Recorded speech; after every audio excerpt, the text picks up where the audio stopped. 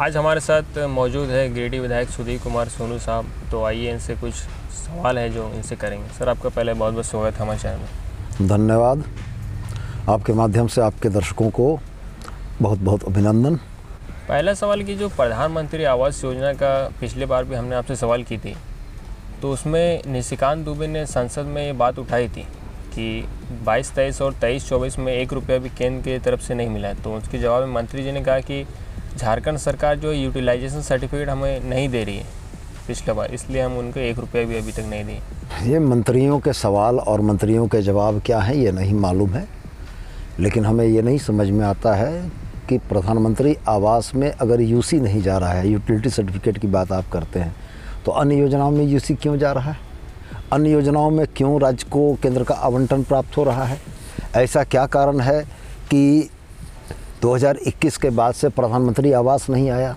राज्य सरकार को अपने खाते से 16,380 करोड़ रुपया लगाकर 8 लाख आबू आवास देने के लिए क्यों बाध्य होना पड़ा?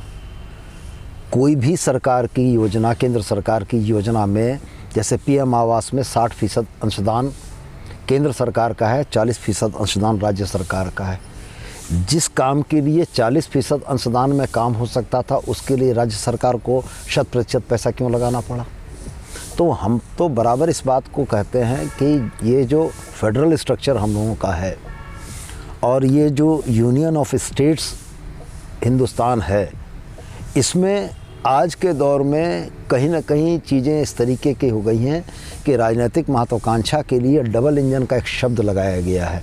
और ये डबल इंजन का जो शब्द है, अगर राज्य में विरोधी दल की सरकार होगी तो केंद्र सरकार की उसको मदद नहीं मिलेगी, यही स्थापित सत्य है। आज बड़ा स्पष्ट है इन बातों का कहना कि अगर केंद्र से पीएम आवास हमें मिल गया होता तो राज्य सरकार को 100% अपने खाते का पैसा गरीबों का आवास बनाने के लिए खर्च नहीं करना पड़ता। तो ये बयानबाजियों के दौर जारी रहेंगे, लेकिन सवाल ये है कि राज्य सरकारों का जो अपने लोगों के प्रति कमिटमेंट है, वो कमिटमेंट पूरा करना होगा। और इसी कमिटमेंट को पूरा करने के लिए हेमंत सोरेन जी ने आबू आवास के नाम पर एक योजना शुरू की है, जिसमें 2 लाख रुपया हम लोग प्रत्येक लाभुक को दे रहे हैं। पहले वित्तीय वर्ष में 2 लाख, दूसरे वित्तीय वर्ष में 3.5 लाख और तीसरे वित्तीय वर्ष में 2.5 लाख आवासों को बनाए जाने का प्रावधान है। और राज्य सरकार के तरफ से 17,600 कुछ आवासों का आवंटन भी गिरिडीह जिले को मिल चुका है। सर, जो 1932 आधारित स्थानीय नीति जो फिर से दोबारा अभी पास हुआ है, विधानसभा से भेजा गया, तो बिना किसी संशोधन, तो क्या इस बार हो सकता है मंजूरी मिलेगी राज्यपाल से? देखिए, ये राजनीतिक लाभ और हानि के मुद्दे हैं। झारखंड मुक्ति मोर्चा झारखंड के मूल निवासियों की भावनाओं को अभिव्यक्त करता है, उसका प्रतिनिधित्व करता है। 90 के शुरुआती दिनों में सड़कों पर हम लोग नारा देते हुए जुलूस निकालते थे कि झारखंडियों की एक ही पहचान, जिसके पास 1932 का खतियान। तो ये झारखंड के मूल निवासियों की कहीं ना कहीं भावना का प्रतिबिंब है।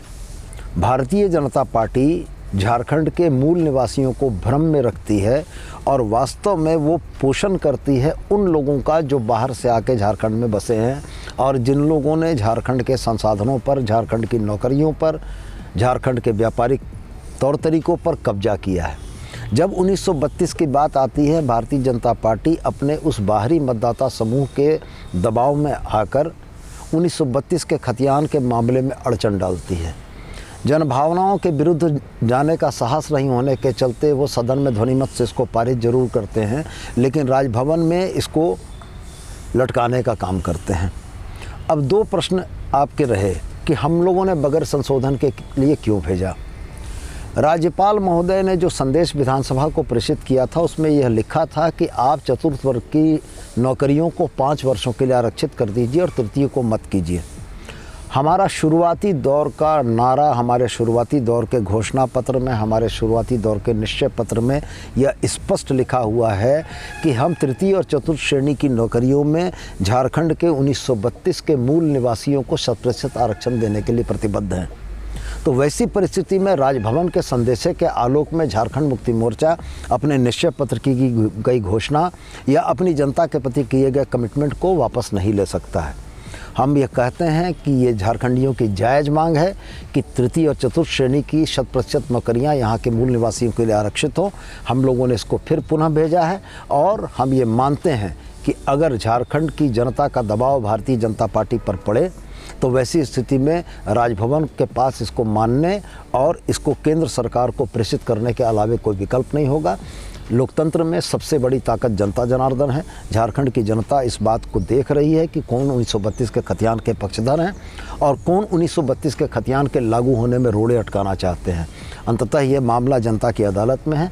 जनता इस मामले में अगर जन दबाव बनाती है तो भाजपा को घुटनों पर आकर 1932 के खतियान को लागू करने की मान्यता देनी होगी। जो 4 लेन वाली सड़क है, आपने कहा था कि सितंबर से काम चालू है, लोग कह रहे हैं कि ये होगा भी नहीं होगा, कुछ लोग तो कह रहे हैं कि कैंसिल हो गया, तो क्या इसके वजह है? नहीं, कैंसिल नहीं हुआ है। सितंबर नहीं, सितंबर आपने गलत कह दिया।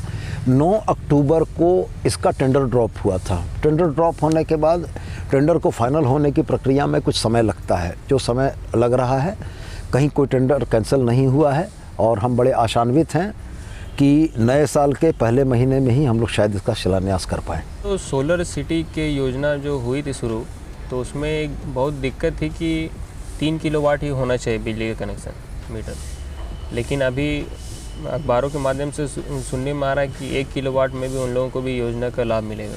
शुरुआती दौर में जब 5 मेगावाट का सोलर सिटी का पहला टेंडर हम लोगों ने जिरेडा के माध्यम से इनवाइट कराया था तो उसमें 51 रुपये प्रति वाट की रेट आ गई थी।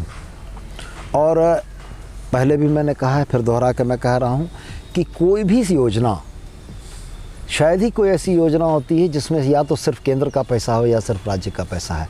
इस सोलर सिटी में भी केंद्रांश 40% है और राज्यांश 60% है।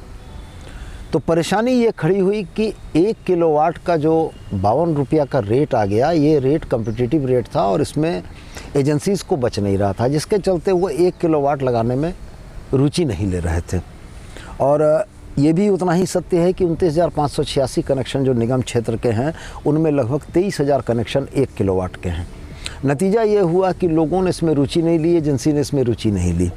बाद में इन चीज़ों को पुनर्परिभाषित करने के लिए हम लोगों ने एक प्रस्ताव बनाकर भेजा राज्य सरकार को कि ये जो भारत सरकार का एमएनआरई का 42 रुपया प्रति वाट का जो दर है और हमारा जो नया रेट आया 68 रुपया, इसके बीच का जो गैप हो जा रहा है ये हमको जनता से नहीं लेना पड़े। राज्य सरकार उस पैसे को दे दे जिससे जनता को उसका लाभ मिल सके। कैबिनेट में ये प्रस्ताव मंजूर हो गया और 106 करोड़ रुपए का पुनः प्राकलित राशि सोलर सिटी गिरिडीह को देने पर सहमति हो गई। ये एक पहलू रहा। इस बीच में हम लोगों ने दूसरी कानूनी लड़ाई भी लड़ी। दूसरी कानूनी लड़ाई ये थी कि Jharkhand state electricity regulatory commission JSCRC ने एक नियम बना रखा था कि जो आपका कनेक्टेड लोड होगा, यदि आपके घर पर 1 किलोवाट का लोड है तो आप 1 किलोवाट का ही सोलर सिस्टम लगा सकते हैं। हम लोगों ने डोमेस्टिक कंज्यूमर के लिए JSRC में अपील करके इसको शिथिल करवाया।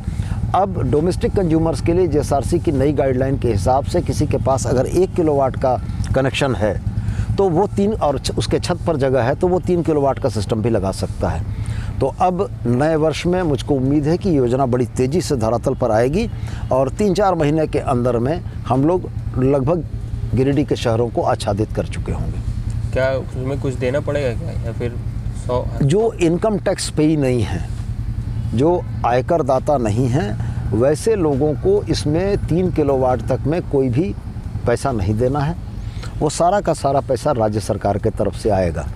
3 किलोवाट तक जो आयकर दाता हैं उनको एक निश्चित राशि देनी होगी और 3 किलोवाट से ऊपर के जो कनेक्शन हैं उसमें जो रेशियो बना हुआ है वो उनको जिरेडा के लिए DD बनाकर देना होगा। एक और समस्या है कि सर जो कहीं भी दिक्कत होती है, बिजली विभाग की लापरवाही होती है कि फ़ोन नहीं उठाते सर। सूचनाएं बराबर हमें भी मिलती रहती हैं। हेल्पलाइन नंबर को चालू रखने के लिए हम लोग भी बोलते हैं और मिला जुला के यही है कि कुछ परेशानियां तो हैं, लेकिन इस बात के लिए भी आप थोड़ा सा खुश हो सकते हैं कि हाल के दिनों में गिरिडीह में बिजली की व्यवस्था में बहुत सारा सुधार आया है। पहले से मिलने वाली बिजली की गुणवत्ता में बहुत वृद्धि हुई है। ट्रांसफार्मर जलने, फॉल्ट के मामले में जो विलम्ब होता था उस विलम्ब में भी निश्चित रूप से कमी आई है और उत्तरोत्तर हम लोग प्रयास कर रहे हैं कि गिरिडीह वासियों को निर्बाध बिजली मिल सके। आखिरी सवाल है कि सर जो स्टूडेंट लोग काफ़ी परेशान हैं, उनका ई कल्याण का जो स्कॉलरशिप है वो नहीं आया सर। ये विषय पूरी तरीके से मेरे संज्ञान में नहीं है, मुझको अफसरों से इस बारे में बात करनी होगी, इसके बाद ही मैं इस बारे में कुछ आपको बेहतर बता सकूँ।